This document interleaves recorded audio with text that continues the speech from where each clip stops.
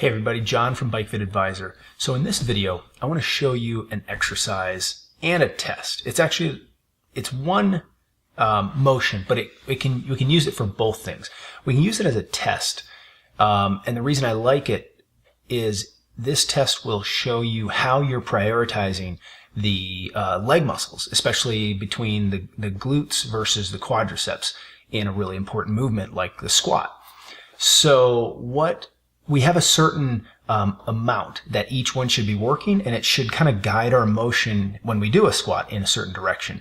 The problem is many people do it incorrectly, and then this is reinforced by their bad habits like with their posture at work and a bunch of other things. So we can use this test to see how we prioritize this and what side of the equation you come out on. And then after you figure this out, you can actually use the test as sort of a retraining exercise to help you continually on a daily basis work on it.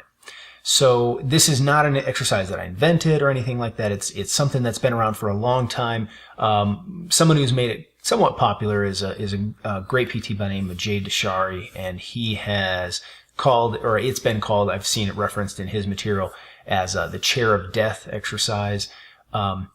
Regardless, it's one that's been around for a while. It's a really great and deceptively simple exercise, meaning there's a lot more that goes into it than you think. It looks like a simple exercise, but if you hold yourself to a high standard with it, it can be actually quite difficult for a lot of people. And there's a lot to be gained from it. So it's more than just a simple exercise. So take a look. Okay, so we start this exercise by getting close to a chair. Put our knees against the chair and toes underneath it. Now I'm using this stool, but like a dining chair works great. And what we'll do is descend into a squat. And if you let your knees go forward, you're going to tip the chair over. So what you need to do is have the knees stay in place and get the hips back.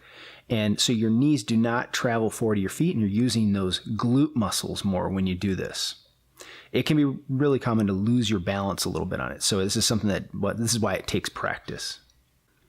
So the goal is to be able to descend as deep into the squat as you can, without obviously falling backwards, and keeping those knees over the feet so they don't push into the chair.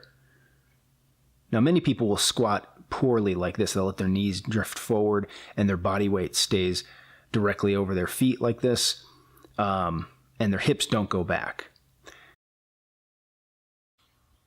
So what the chair death exercise does is it helps to retrain that sequencing a little bit.